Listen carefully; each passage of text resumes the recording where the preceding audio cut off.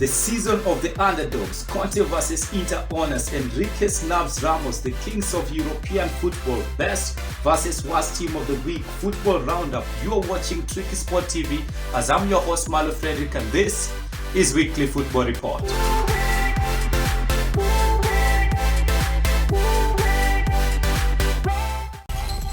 First thing first, and wow, what a season we've just had, people. I mean, this has to go down as one of the most exciting seasons of all time. So where should I start from? Alright, let's start from Spain. And in Spain, Atletico Madrid had to wait until the last day of the season to be crowned La Liga champions since 2014 after their 2-1 victory over Valladolid, a club that is owned by former Real Madrid legend Ronaldo Nazario. Luis Suarez's 58th-minute goal was enough to secure Diego Simeone's men the title, after Correa had equalized Oscar Plano's opener for Valladolid. This meant that Real Madrid, their closest challenger, couldn't overhaul the 2 points deficit. I know it was a team's effort and all of that, but for me, there was one player that really stood out during the whole campaign, and that player is Luis Suarez. Let's give the guy his props. I mean, this is a player that was rejected by Barcelona. Diego Simeone took him and gave him a second bite of the cherry, and he immediately forced Diego Costa out of the starting lineup. He scored 21 goals and registered 3 assists for Atletico in La Liga this season, and for him to score the winning goal that won Diego Simeone his second league title is just a story befitting a Hollywood movie. Sticking to La Liga, and Lionel Messi won the La Liga top scorer trophy. This is his 8th Pichichi trophy.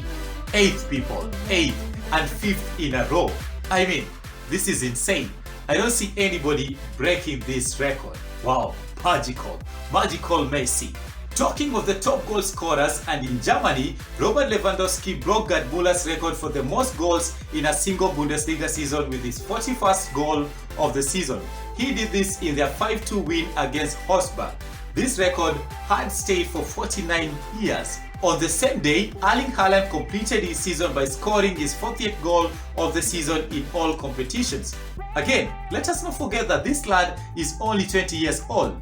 Unbelievable. Due to his amazing season in Germany, the Bundesliga decided to reward the Norwegian. He was therefore named the Bundesliga Player of the Season. For me, I think Robert Lewandowski was robbed here, just like they denied him the Ballon d'Or last season. I mean, scoring 41 goals in a single season is not a joke, and I believe Bayern won the league too.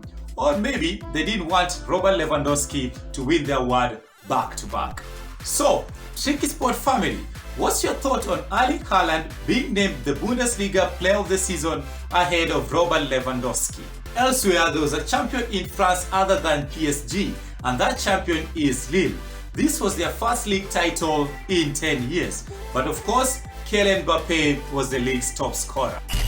Next up, and Antonio Conte left Inter Milan over disputes with the club owners just a few days after winning the Serie A in his second year at the helm. This is only the second time that a club in Serie A parted ways with a manager that had just won the league title. The big question is, why would Inter Milan owners want to part ways with a manager that has just won them the league? Additionally, Conte is a proven winner. He won the Serie A with Juventus, won the Premier League with Chelsea in his first season, and is now won the Serie A with Inter Milan. So why would they want him out? Let me tell you why. Inter Milan is owned by a Chinese retail business, Suning Holdings Group. Now, these owners also used to be the owners of the current Chinese Super League champions, Jiangsu FC, who won their first league title in November 2020. Actually, they're the club that once wanted to sign Gareth Bale from Real Madrid in 2019. But just a few months after the club won their first league title, the Chinese owners closed down the club. From their statement, they wanted to focus on their core retail business. Now, these same owners told Antonio Conte that they won't back him in the next transfer window, and he should therefore cut down the cost. This would mean selling their best players like Lukaku, Martinez, Hakimi and the likes. But actually, Conte wanted the opposite. He wanted more money to strengthen the squad going into the next season, and that's how the dispute came about. But the good news for Conte was Inter Milan paid him 7 million euros. Conte will be replaced by Simone Inzaghi, the younger brother to Filippo Inzaghi, who by the time we were making this video was a Lazio manager. Sticking to Italy, and Juventus sacked their manager Andrea Pirlo and replaced him with their former manager and a more experienced one, Massimiliano Allegri. Pirlo delivered 2 trophies during his short period at Juve, Italian Super Cup and Coppa Italia, but it's safe to say if you don't win Serie A as a Juve manager, you see the door. It's the minimum requirement. In other reportings, Zinedine Zidane left Real Madrid for the second time in his managerial career just a few days after Real Madrid lost out on the La Liga title to their city rivals Atletico Madrid. But Zizou left Real Madrid with super amazing resume, considering he was just a novice. 3 Champions League titles, 2 Super Cups, 2 La Liga Cups, 2 Spanish Cups and 2 Club World Cup. Let's also not forget that he's the only manager to have ever won 3 Champions League titles. So, TrickeySports family, do you think Zidane gets the credit he deserves? Let us know in the comment section below. Next up, and Spain national team will play in an international tournament finals without a player from Real Madrid. That automatically means no Sergio Ramos. I believe it was a logical decision by Luis Enrique. I mean, Ramos has only played a handful of games this season, so basically he wasn't physically fit enough to go to the Euros. That I understand. But what I don't understand is Ramos' replacement. The Spaniard was replaced by Aymeric Laporte. I mean, I have nothing against Laporte. I think he's a fantastic player. But the guy just switched his nationality from French to Spanish this month. Secondly, Laporte hasn't been in the best of favor at Manchester City recently, and this is because of John Stones and Ruben Dias partnership. So what qualifies him to get the nod ahead of Ramos and Nacho? By the way, Nacho has been brilliant for Madrid this season, and I was really surprised when he was left out of that squad. Talking of big names being dropped, and James Rodriguez was dropped from Colombia squad for the upcoming World Cup qualifiers and Copa America in Argentina. Reason? He wasn't fit enough. But this decision from the coaching staff didn't go well with the Colombian. He was furious. Another name that we won't be seeing in the Euro is that of Roma star Enrique Mkhitaryan, after he was also dropped from the national duty. So, TrickeySports family, who do you feel was unfairly left out of their national team? Sergio Ramos, James Rodriguez, Nacho or Enrique Mkhitaryan? Last up, and Villareal won the Europa League final after they beat Manchester United in an epic penalty shootout in Gdansk, Holland. United hit back 10 minutes into the second half through Edison Cavani, but neither team did enough to win the game after that, and therefore the game had to go to extra time and thereafter penalty shootout. The first 20 penalties were all converted before Rulli, the Villareal goalkeeper, stepped up and scored, then saved De Gea's penalty. Villareal winning the Europa League means that there will be 5 representatives from La Liga in the group stages of the Champions League next season. They will join Atletico Madrid, Real Madrid, Barcelona and Sevilla in Europe's elite competition. Talking of Europe's elite competition, and Chelsea won the Champions League for the second time after their victory over Manchester City.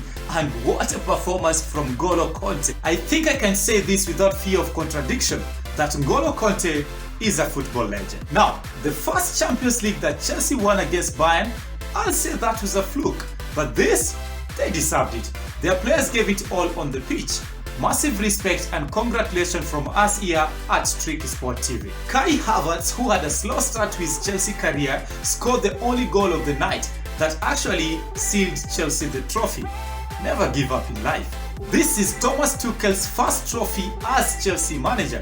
On the flip side, his counterpart Pep Guardiola has failed yet again to win the Champions League trophy since leaving Barcelona. There was some history that was set in that game.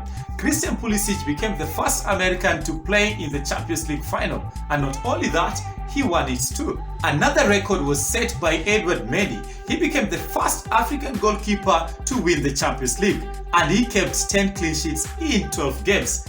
10 clean sheet, people. Wow, that's insane. So, TrickeySports family, out of 10, how would you rate Chelsea performance in Porto? Let us know in the comment section below. And to my favorite segment of the show, and this week's worst team of the week is Leicester City. This team bought a top 4 spot on the last day of the season for the second consecutive season. Worst team of the week, without a doubt. On the other hand, the best team of the week is Chelsea. This is a team that had had a bumpy season, they had to sack their manager and replace him with another manager that was also sacked by PSG. But despite all of that, they are the kings of Europe. It was a week that saw Brentford get promoted to the Premier League for the first time in their club history after beating Swansea 2-0 in the playoff final. They'll be the 50th club to compete in the Premier League. Also, Egyptian giants Al Ahly won the African Super Cup after they beat Renaissance Berkane of Morocco. And also, UEFA Clubs Competition Committee is considering scrapping their away goals rule. Lastly, and it was also a week that saw David Alaba complete his free move from Bayern to Madrid. Yes people, Madrid got David Alaba for free. And that's it for today's weekly football report. Follow me on Twitter at @MarloFrederick, like the video and subscribe to our channel if you haven't already. I will leave you with TrickeySports transfer rumors. Thank you very much and bye bye for now.